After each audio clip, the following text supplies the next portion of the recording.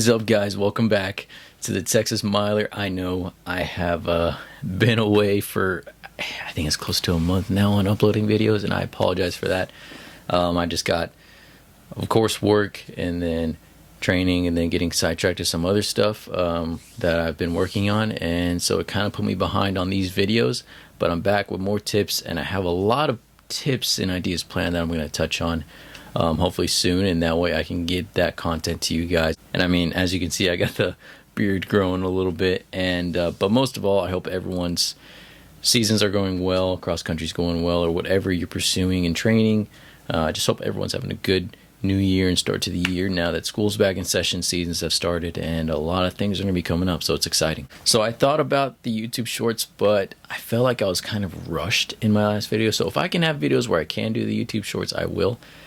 But with this, I kind of wanted to dive a little bit better into it and not feel like I'm talking like at a super fast rate, like I had to be super quick, and that way I could avoid that. So we are back with another one of Garett's tips, which will be tip number 5, and that is barefoot running. Should you do it or not? So with barefoot running, I had never really ran barefoot until I got into college, so I had never really thought about it until I got to that level.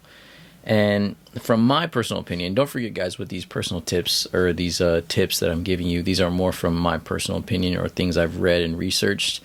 I'm not a professional about things, but I think, to me, it really just depends on you whether you should barefoot run or not. And I know it's not really like the best question or the best answer to it, but there's definitely pros and cons to barefoot running that I've learned and read based off of research. Like, for example, there are definitely pros to barefoot running. Definitely foot strength, cueing, like balance and working with balance, and kind of developing a quick and light touchdown when you're landing on the ground. Definitely, for sure, when you run barefoot, run on grass, turf. That was the only time I really ran barefoot, was when we ran on the turf field. That was it. But it definitely helps with developing that foot strength. And so some things I've read and heard is sometimes a shoe can act like a cast on the foot, and you know, when you're not doing that little bit of barefoot running, it kind of not hurt your foot strength, but it can definitely like affect it a little bit. But of course, there are definitely cons to barefoot running, and one thing is it kind of, even though you are running like the most natural way, it's can be a little inefficient to run barefoot for longer periods of time, of course. And of course, too much barefoot running can lead to injury. I haven't been one to personally experience that, but I have known some people that ran for longer periods of time barefoot. It did, or could have been, a cause most likely due to it. And for example, guys, so I've done a lot of reading and my own personal experience with running and just barefoot running in general. If you want to kind of dive into a little bit more outside of this, I have 2 recommendations for it. There's also many different options, but one is, I don't know if you can see it, Running Technique by Dr. Brian Martin. It's only on Kindle, like on the Kindle app, so you can download it on your iPhone. It was like $3, maybe $5, I'm not too sure exactly. But a great read, definitely teaches you about form running, and it does talk about barefoot running as well. And another one, Your Best Stride. Great book. So if you want to optimize your natural running form and dive into a little bit more research on your own, those are great selections I recommend. And so, of course, I mean, I wouldn't develop this video if I wasn't going to give you some sort of tip with barefoot running that I've adapted into my own personal training. And so one thing you could do, what we did a lot while I was in college, and I still do it every now and then. I don't have it as much because I don't run at a turf field every day. But what I would do is we would do, say, like a 50-minute easy run. We'd go out, run, come back. And in the last 5 to 10 minutes of that run, we would take our shoes off and run barefoot on the turf field.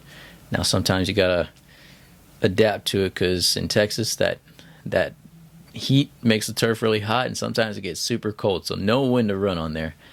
But we would do that to just develop our foot strength, get our bodies used to running barefoot.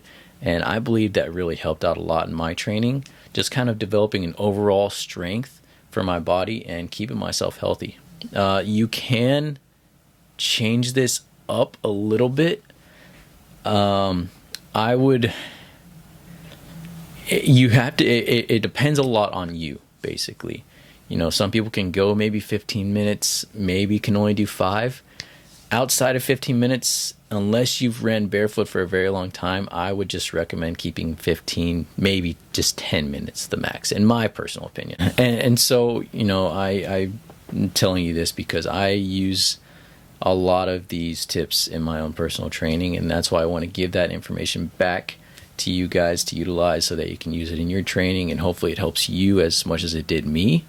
And sometimes it's just those little things that are really going to help you out in training overall. And I can speak to that personally. It's the little things that work. And so if you can find some little things that work for you, hey, that's awesome. And I hope it does. Well, alrighty guys, that's all I had for you on this tip. Hope you guys enjoyed. Hopefully you guys got some great information out of it. And I hope you guys can utilize it in your training going forward. And I'll be back with another tip and possibly another like discussion video, maybe some race strategy and stuff like that. So I'm looking forward to it. I just need to kind of make like a more of an outline to it, how I'm going to approach it, but I'm very excited about some of my topics I've really thought about touching on in my YouTube videos. So, but until next time, guys, you guys stay safe, take care of yourselves, good luck in your training, and I'll see you guys next time. Texas Miler, signing off.